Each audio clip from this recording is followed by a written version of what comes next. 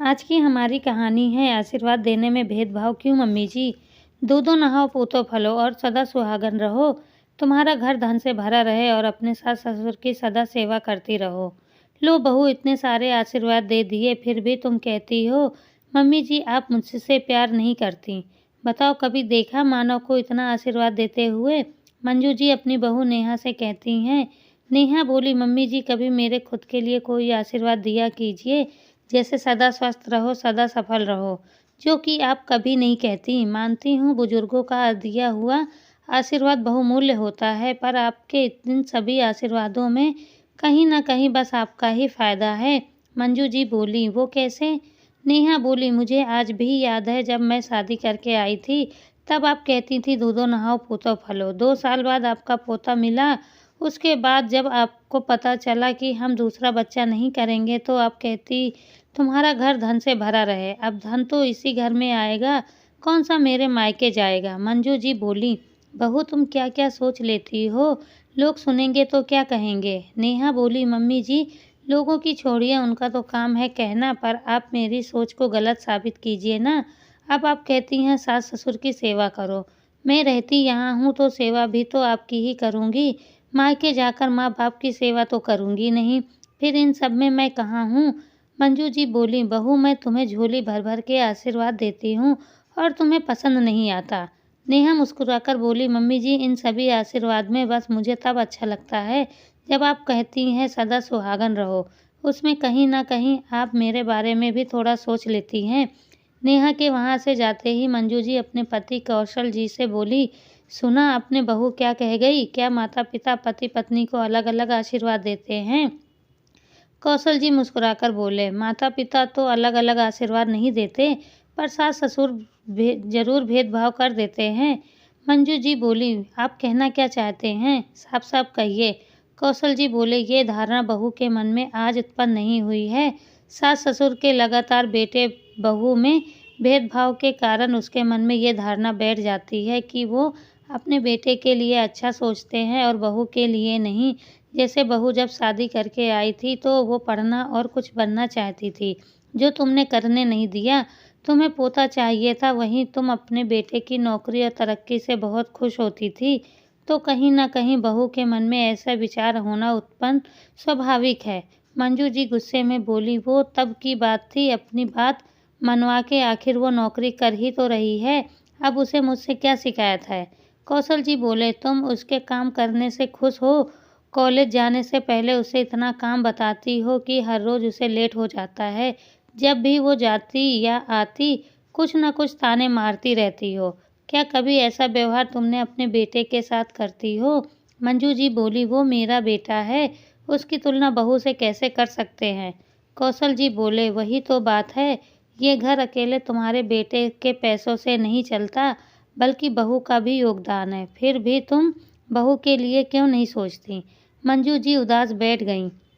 तो कौशल जी बोले, मंजू एक बार सास नहीं बल्कि माँ बनकर सोचो, तो अपने आप तुम दोनों के विचार बदल जाएंगे। इतना कहकर कौशल जी अखबार लेकर आंगन में चले गए। देखते ही देखते सुबह के 8:45 बज गए। मानव दफ्तर के लिए निकल रहे थे। मंजू जी बोली, मानो 15 मिनट बाद बहू को भी कॉलेज जाना है, तुम उसे अपने साथ क्यों नहीं ले जाते। मानव बोला, माँ उसके चक्कर में मुझे घूम कर जाना पड़ेगा, वो अपने आप चली जाएगी। इतना कहकर मानव चला गया। 15 मिनट बाद नेहा तैयार होकर आई और बोली, मम्मी जी सुबह का नाश्ता और दोपहर का खाना सब बना दी हूँ, समय पर खा लीजिएगा। बंटी अपने आप खाना लेकर खा लेगा, आप परेशान मत होना, मैं चलती हूँ वरना मुझे देर हो जाएगी। मंजू जी बोली, बहू थोड़ा जल्दी हाथ चलाती तो पति के साथ मोटरसाइकिल पर बैठकर जाती। नेहा उनकी कटाक्ष भरी बातों को मुस्कुराती हुई बिना जवाब दिए चली गई। समय यूं ही बीत रहा था। कौशल जी और मंजू जी की दवाइयाँ, खान-पान सबका ख्याल नेहा रखती थी, क्योंकि मानव को वक्त नहीं मिलता था। एक रोज़ मंजू जी की ननंद कमला आई। नेहा ने एक रोज़ की छुट्टी ले ली। अगले दिन जब वो कॉलेज जाने लगी तो कमला जी बोली, भाभी ये क्या बात हुई कि बहू बैग टांगकर घर से निकल जाती है और घर की सारी जिम्मेदारी बूढ़े कंधों पर छोड़ जाती है। कौशल जी बोले, कमला हमारी बहू झांसी की रानी है, घर और बाहर दोनों की जिम्मेदारी बखूबी निभा सकती है।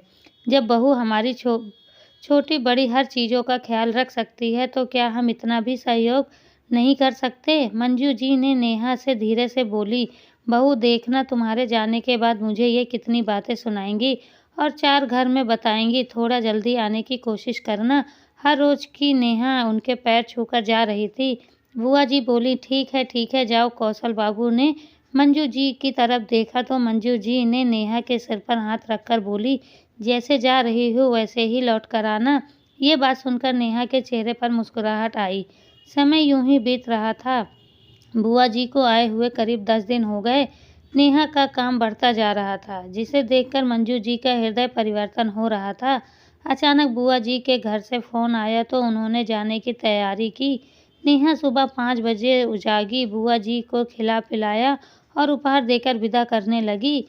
बुआ जी ने मानव को ढेर सारा आशीर्वाद दिया और नेहा की तरफ देखी भी नहीं। ये क्या बात मंजू जी को बुरी लग गई। मंजू जी बोली, दीदी ये अच्छी बात तो नहीं। आपने मानव को आशीर्वाद के साथ पैसे भी दिए और मेरी बहू के लिए आपके पास कुछ भी नहीं है। अगर आपका भतीजा नौकरी करता है तो मेरी बहू कोई खाली नहीं बैठी रहती। कुछ नहीं तो स्वस्थ रहने का ही आशीर्वाद दे दो। अगली बार आओगी तो भतीजा नहीं बहू ही बनाकर खिलाएगी। कमला जी को उसकी भूल का एहसास हुआ और वो नेहा के सर पर हाथ रखकर बोली, सदा स्वस्थ और सुहागन रहो। कमला जी के जाते ही नेहा ने मंजू जी को कसकर गले लगाया और बोली, मम्मी जी आज आप सास से मेरी माँ बन गई। आज का दिन मेरे लिए हमेशा यादगार रहेगा। इतना कहकर वो कॉलेज जाने के लिए तैयार करने लगी।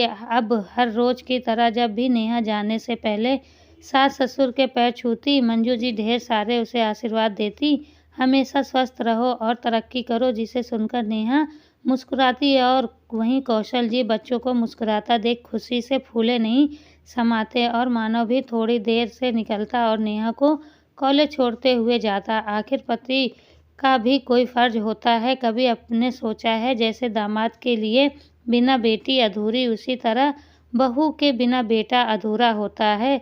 आशीर्वाद और प्यार में है भेदभाव क्यों? वीडियो अच्छी लगे तो लाइक से